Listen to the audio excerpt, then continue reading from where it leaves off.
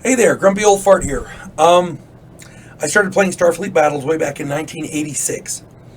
I cut my teeth on 45 and 60 point Romulan warbirds. The Warbird and the Warbird Plus, little impulse drive ships. I've done a couple of videos on tactics thus far. Go check those out. My friend keeps asking me to do tactics in Starfleet Battles, in videos. And I don't have the means to do tactical videos, like the classroom type of videos. So basically what I'm doing is I'm talking about basic tactics that players can then expand on. The best tactics, in my opinion, are based on a thorough understanding of the rules, a thorough understanding of the weapons and basic equipment on your ship, and the basics of maneuverability. Knowing how and which direction to turn, what speed is best, can save you a lot of hassle. Knowing fractional accounting for the ships that require more than a point of power or less than a point of power to move. Those extra fractions of a point add up. The absolute best tactic to use is the one that works, that you happen to pull out of your ass out of desperation. But it has to work. That's the thing, period. If it doesn't work, it's no good. However, this tactic has the advantage of never having been tried before, so that the opponents cannot anticipate it. The idea behind this particular video came to me the other day.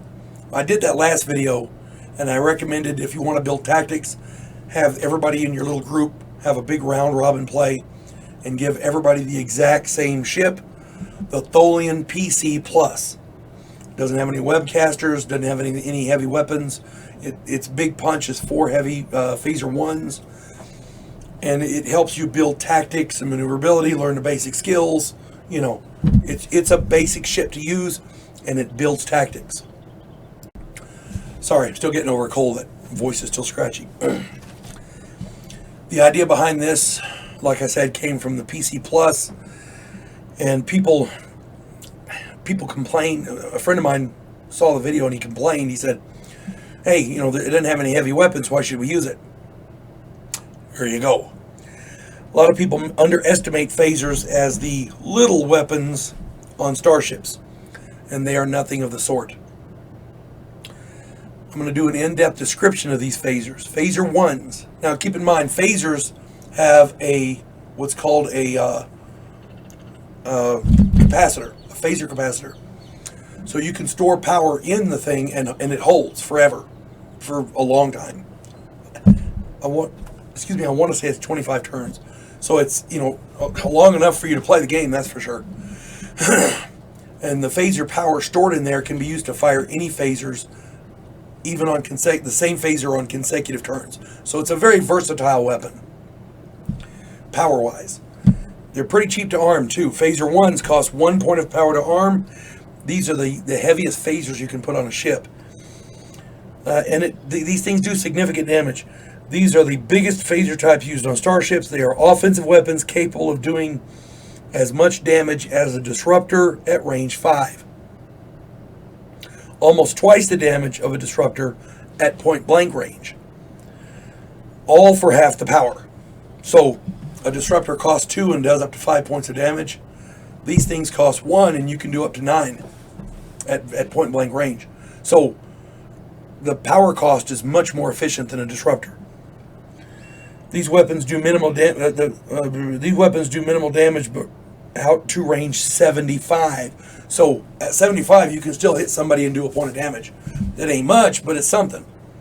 Optimal range is between 0 to 5 or 8 in that range. So, that's the range you want to get them at. But if you need to shoot it further, you can. I was in a campaign running Orions, and in order to field more ships, I didn't put heavy weapons in the option boxes. I put phaser 1s because they're really damn cheap. A lot of my option boxes simply, I use phaser 1s, and it worked. The power cost is minimal. They're effective weapons. They got good range, good targeting. You can't really go wrong with it. excuse me, Phaser 2s, they still cost 1 point of power to arm. They do damage comparable to disruptors out to range 3. Again, for half the power cost. These weapons are cheaper than Phaser 1s for ship construction purposes, and are still, they still have respectable offensive punch. So they're not as good as Phaser 1s, but they're still pretty decent. Phaser 3s are point defense phasers. They cost a half a point of power to arm. They do damage comparable to disruptors at ranges 0 to 2. Again, for 1/4 the power point cost. These are designed as defensive phasers, but and they are useful against drones, especially if you know, out of necessity. However, most players that I know of use them to rake weak or down shields during an overrun. So usually the defensive phasers, the Phaser 3s, are on the sides of the back of your ship. So as you do an overrun, your heavy weapons drop shields and you know, damage some stuff. You can turn, or if you're overrunning, you can use them to rake back shields. If you turn, you can use those same Phaser 4s or say Phaser 3s in the aft to hit the front shields, especially if he turns to follow you. You see what I'm saying? Essentially, you use your main weapons to drop the shields, and then the Phaser 3s are used to capitalize on these down shields. They inflict internal damage as the ships pass by. Now, Phaser 3s don't do a lot of damage, but when you have a lot of them together, you can really make, they can add up. That damage can add up. Now let's talk about a special kind of a phaser called a Phaser Gatling.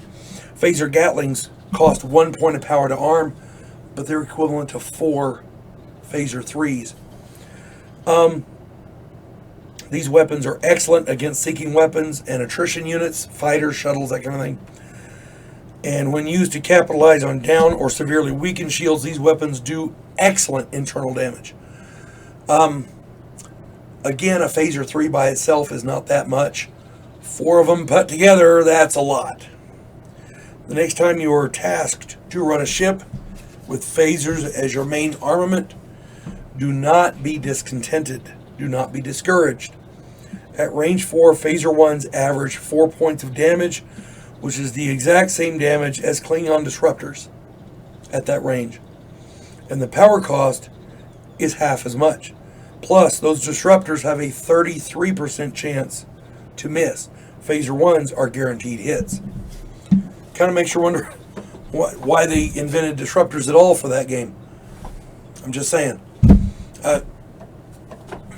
For a cost-by-cost analysis, since disruptors can't be held, you can apply power over several turns to phasers so that you've got them when you need them.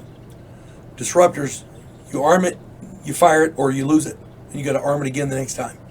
It's such a basic weapon, it's almost pointless when you have Phaser 1s. Just saying.